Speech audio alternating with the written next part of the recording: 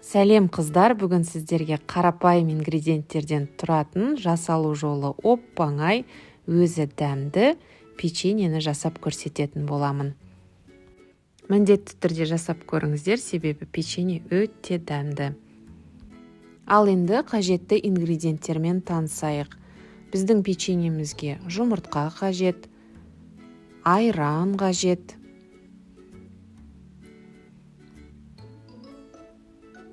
сондай-ақ сұйық май,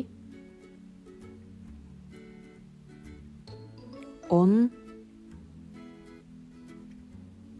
және қант, сондай-ақ ванильный сахар мен разрыхлитель қажет.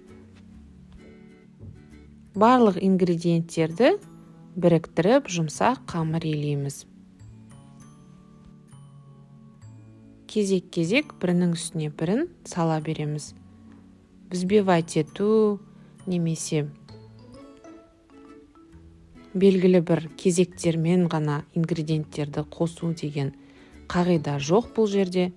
Яғни барлығын біріктіреміз, жұмсақ қамыр илейміз.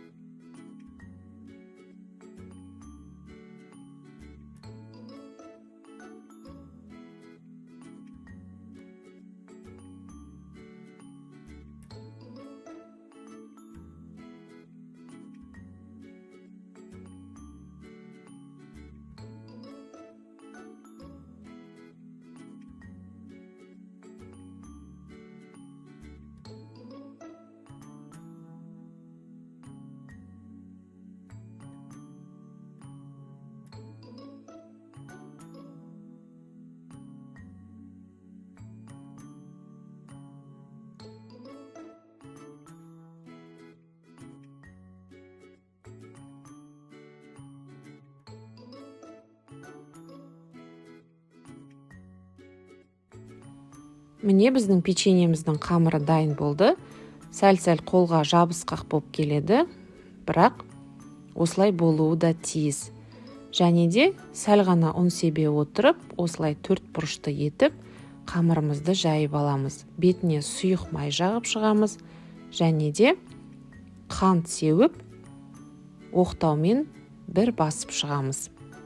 Дәл осы видеода көрсетілгендей. Печеньенің ингредиенттерінің өлшемдері барлығы берілген қыздар.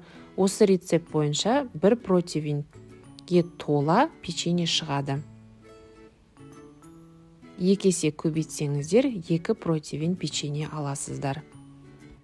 4 бұрыш етіп жайылған қамырымыздың бетін майладық сұйық маймен, қант сеуіп, оқтаумен бір басып өттік, және осылай кескіштің немесе пышақтың көмегімен 4 бұрышты етіп кесіп шығамыз.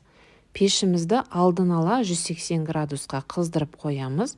Печеньеларымыз шамамен 15 минуттың ішінде пісіп шығады. Міне жаңа айтып өткендей, бір противень печенье шығады, және 15 минуттың ішінде столдарыңызда дайын печенье болады. Жасап көріңіздер, өте дәмді, ұнайды деген сенімім мол.